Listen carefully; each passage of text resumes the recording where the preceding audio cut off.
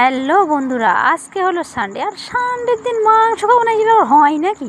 তোমার ভাইরে পাঠিয়ে দিলাম বাজারে, খুব সুন্দর করে নিয়ে আসলো, একদম সুন্দর পোলট্রির মাংস।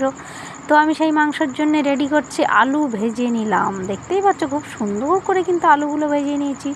এইবারেই তো হবে আমার আসল রেসিপি, যেটা হবে পোলট্রি কষা। তো তোমরা দেখতে থাকো কিভাবে আমি করি। তো সব আলুগুলো আমি ভেজে তুলে নিলাম এক এক করে। এই কড়াইতেই আমি দিয়ে দেবো তেল, আরও বেশি করে দিই। এই কড়াইতেই রান্না করব। এই কড়াইটা কিন্তু আর ধোবো না, দেখতেই পাচ্ছ আমার তোলা কমপ্লিট।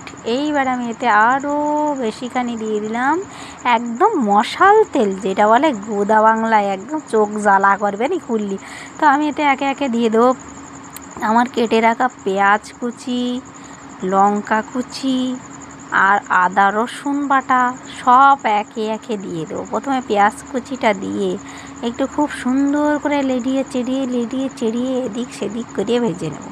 তো দেখতেই পাচ্ছ আমি দিয়ে দিয়েছি পেঁয়াজ কুচিগুলো দিয়ে এবার সুন্দর করে ভেজে নিচ্ছি।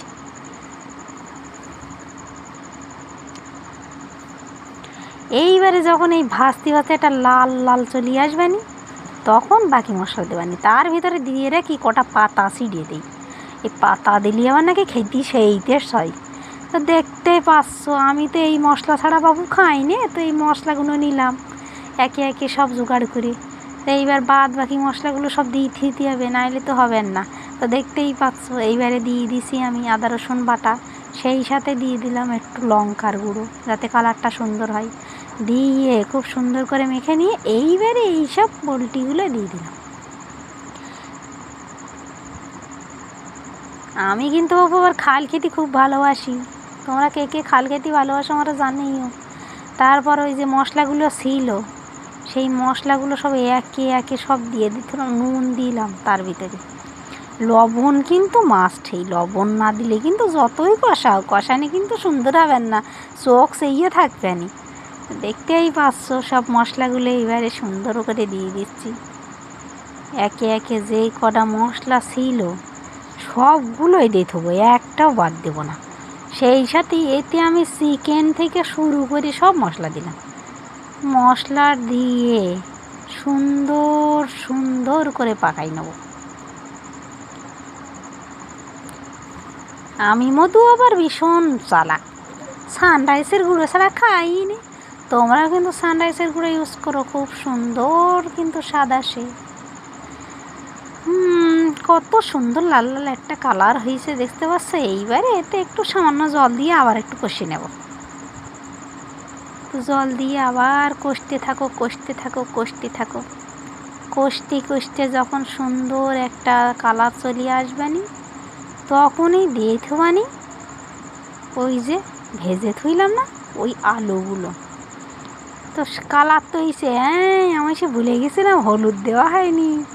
দেখছো কিরম মাথা আমার। তো এবার হলুদ দিয়ে দিলাম, একটু নেড়িয়ে চেড়িয়ে এপিক ওপিক সব হলুদগুলো লাগাইছো।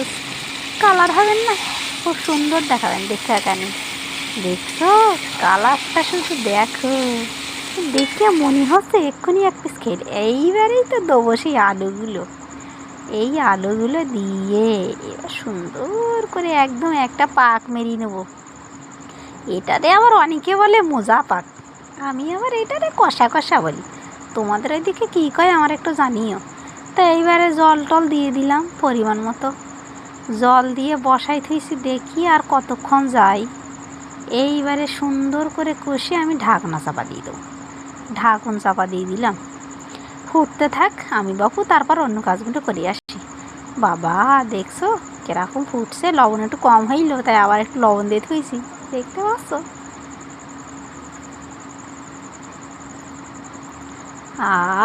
ঘিরান যা বেরোচ্ছে।